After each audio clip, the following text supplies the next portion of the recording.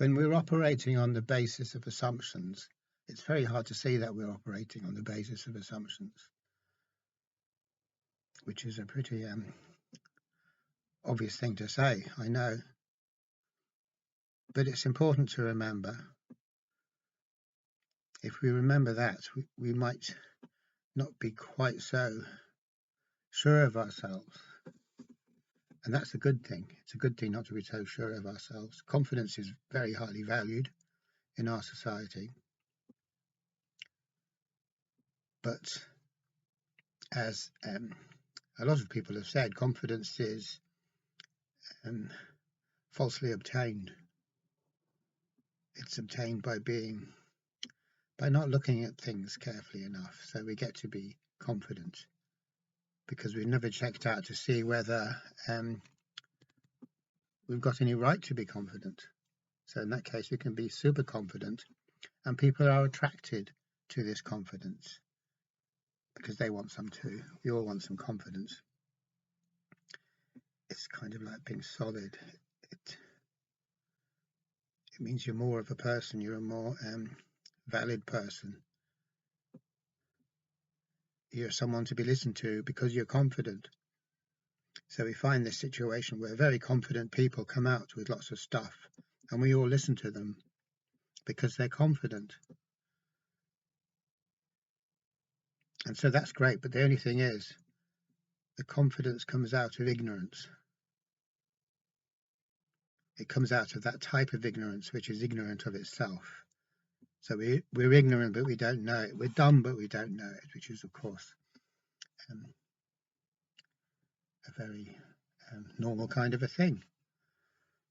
Those that are dumb and have absolutely no idea that they're dumb, boy, are they confident, generally speaking. Why wouldn't they be? They've got everything to be confident about. They haven't got a clue about the fact that they're dumb. And then those of us who are dumb, but we kind of got some insight to the fact that we can hardly be confident in that way.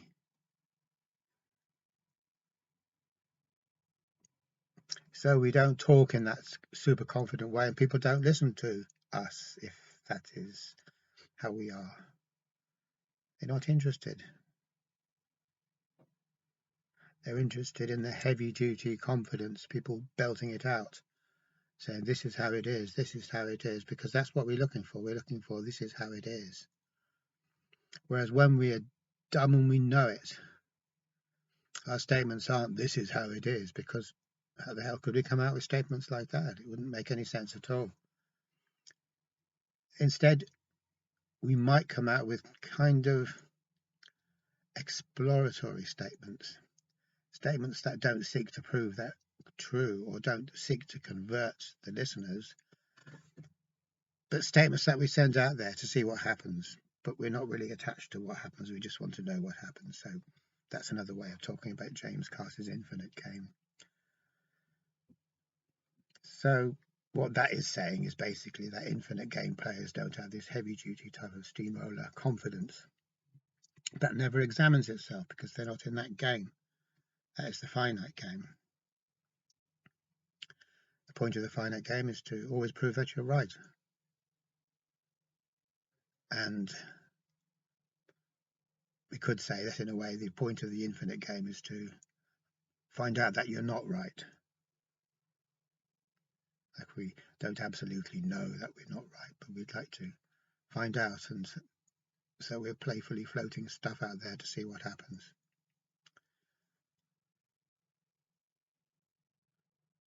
So in no other area does this type of confidence become as poignant as it does in the area of mental health.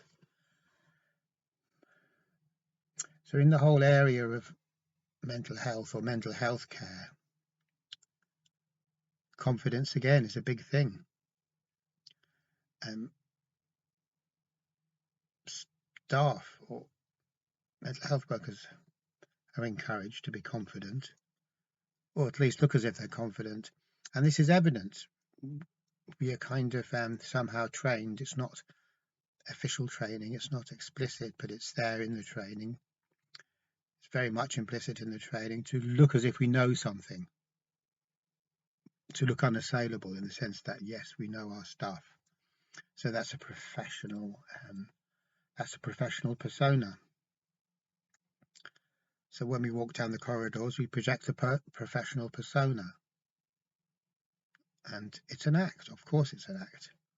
Professional personas aren't natural to us. They have to be cultivated. And this is because of the idea that it's very important for us working in mental health to be absolutely confident about what we're doing and why we're doing it and how it's going to help. But this is, of course, very dangerous territory, because there's actually no part of life in which it isn't dangerous territory, but it's even more poignant in the case of mental health, because we can't play that game in mental health because we don't know. And the whole point is that we don't know, and that nobody knows. So to go around beating the drum of being super confident as if mental health is a kind of a thing that we've mastered the same way that we have basic anatomy, so we know where the kidneys are and the liver is, and we know the insertion of various muscles, and we know all of that kind of stuff, where the nerves are. Like a discipline that is known very thoroughly, and there are some disciplines like that. It doesn't mean they're entirely known, but for anatomy, you can say we have got a pretty thorough grasp of anatomy, down to the last cell, down to the last sinew. But in no way at all is mental health anything like that. We don't know a damn thing. We absolutely don't. So this confidence business is suspicious. And the same thing applies to confidence, that people will listen to us.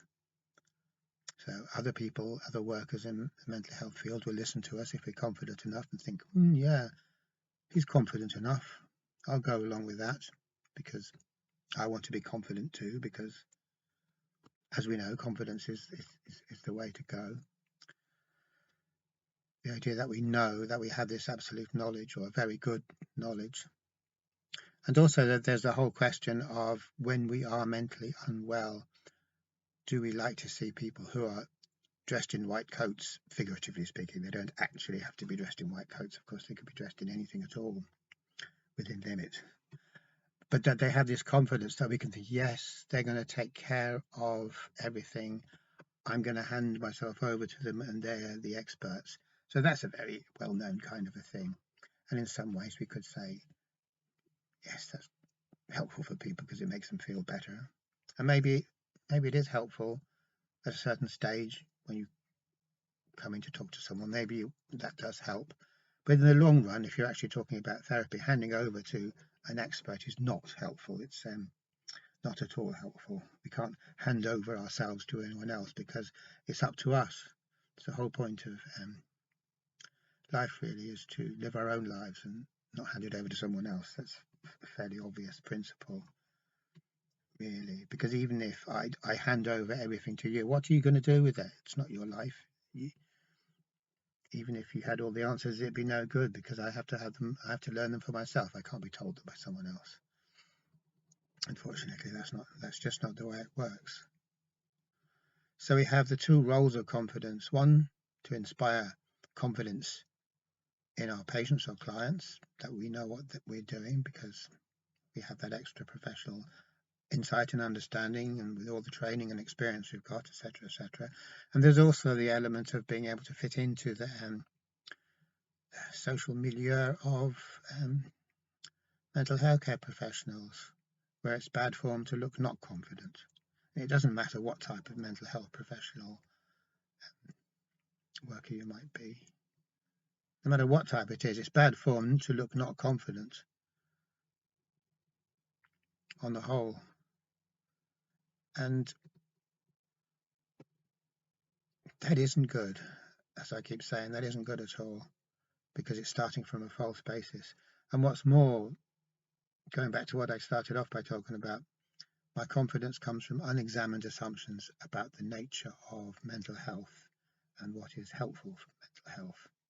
So we do have this assumption, or rather we do have this confidence, and it comes from some really big assumptions that we really aren't ever going to question, because we don't want to upset the apple cart and we don't want to upset everyone else either, or ourselves, because we might lose our confidence that way. So what I can do just for today is just to talk about one of those assumptions that we rest upon and we do not look at particularly. And even if I imagine, even if we were to bring it up and say, hey, look at this assumption, let's all have a good look at it and see what we think, that wouldn't go down well. People wouldn't be willing to listen very much. I could be wrong. I could just be really cynical, but I don't think so. So this big assumption is that we help people who are going through mental health difficulties by empowering them, which sounds like a fair enough assumption, really. Empowerment's a good buzzword. Everyone wants to be empowered. Everyone, or right-minded people, want to help empower other people who might not be empowered. Empowerment sounds good. And in certain ways, it absolutely is, of course. Socially, to be empowered is good. It means you're not marginalized and dismissed. So within a societal context, empowerment is great. Psychologically, it isn't, though. We assume that it is, but it isn't. So our idea, even though we won't spell it out like this, of what ideally should happen in therapy, is that a person, say, so if it's me, I walk into, for the first time, into some kind of place, mental health place, and eventually I walk out there with the added advantage of being tooled up. I've learned things, I've got skills, I've got tools. So my toolbox is full of all sorts of handy tools. So I leave there, I say thank you very much. I'm walking down the street and I'm tooled up in case any little things come along at me down the road, in case mental health problems pop up. So being tooled up, it's just like being an action hero in the action movies. That you've got all the gear on. You've got more guns than you can count. You've got ammo, you've got stun guns, you've got grenades, you've got all sorts of crap. You've got infrared goggles. You're tooled up. You really are tooled up. So this, therefore, is our image of what it means to be mentally healthy, to be super tooled up. Not walking down the street without a care in the world, with no tricks up our sleeves. Boy, are we loaded with tricks. We're the trickiest customer you could ever hope to meet. Like, if that weapon don't work, I've got another weapon, and I've got another one tucked in my sock, and I've got no end of weapons, and boy, do I know how to use them. And I'm tooled up. I'm empowered in this way, in the way so beloved of the Western paradigm. I'm tooled up in the ability to stay in control, to manage, to strategize, to exert my will and not be surprised. In other words, I am tooled up in my capacity to play the finite game, because all that stuff is about the finite game. Control is all about the finite game. Getting the outcome I want is about the finite game. Not getting the outcome that I don't want is also the finite game. But we don't even really need to think about this too much to see how this absurdly defensive posture against life, because ultimately it's life we're defending ourselves against, because life is what is upsetting us in whatever guise it comes, because it's all life, every last little bit of it, as your man says, who wrote Breakfast for Champions. Somewhere in that book there's a line, it's all life, every tiny little bit of it, it's all life.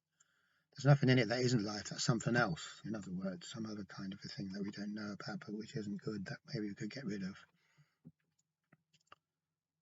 So life annoys us because it can never be controlled, and the whole point is that it can't be controlled.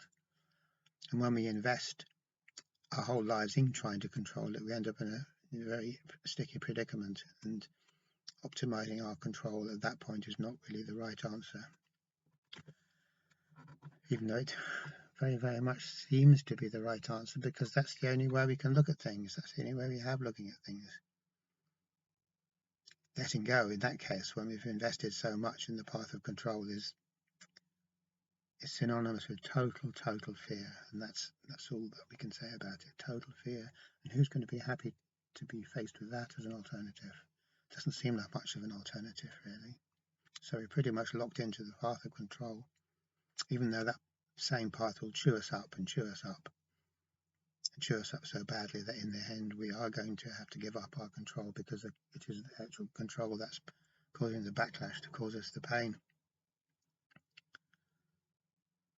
But it doesn't take too much to see that walking down the street, tooled up in this way, and I don't mean literally weighed down with weapons, but I mean in the sense of someone that's done all the training and been on all the courses and they know all the things. They're really full of stuff.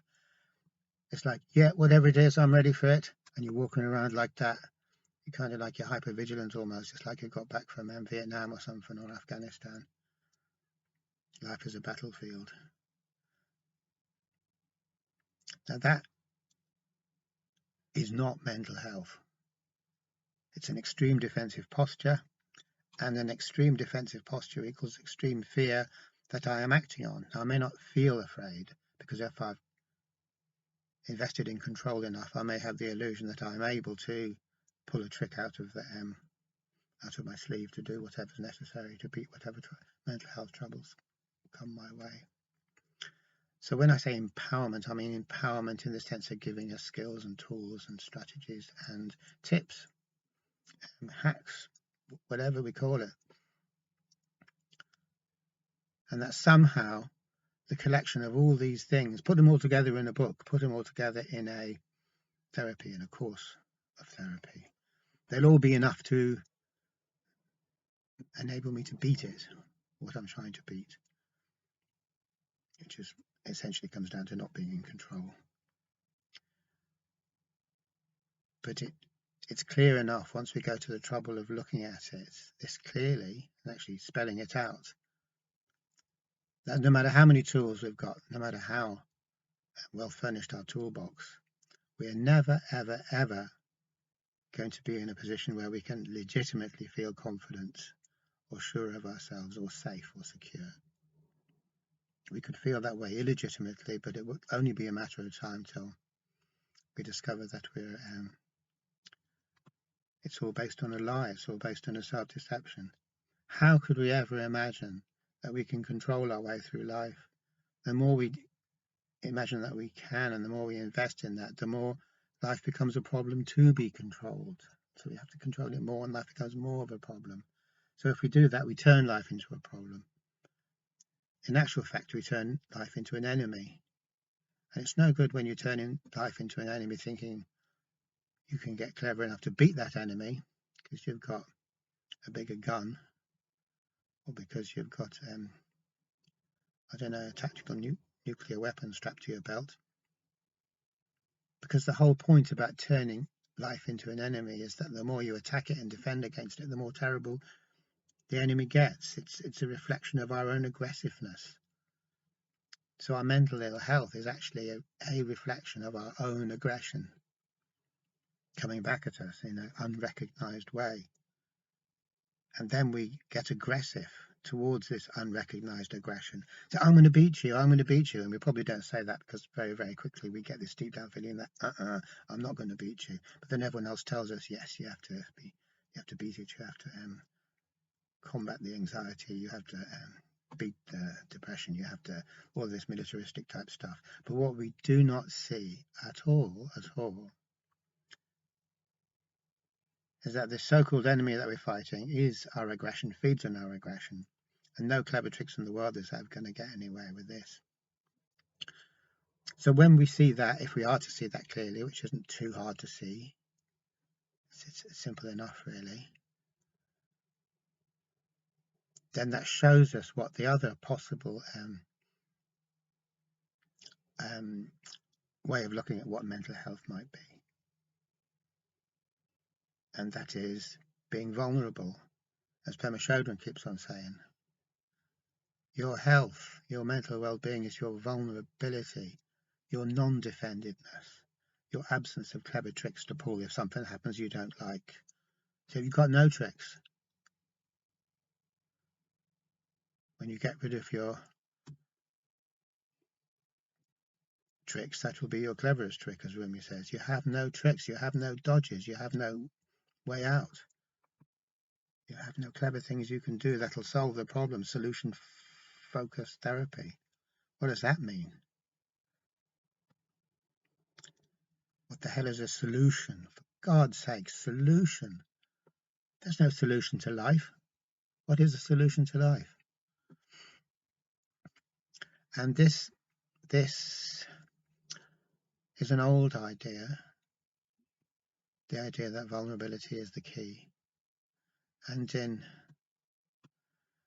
Corinthians, I think it is, there's a line, and God says, in your weakness, my strength is made perfect.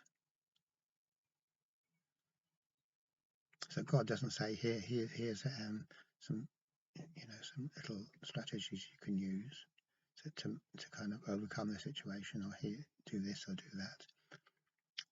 He's not trying to cover up your weakness. He's saying that it is in your utter weakness that his strength is made perfect. And you don't have to be a deist or a Christian to understand that.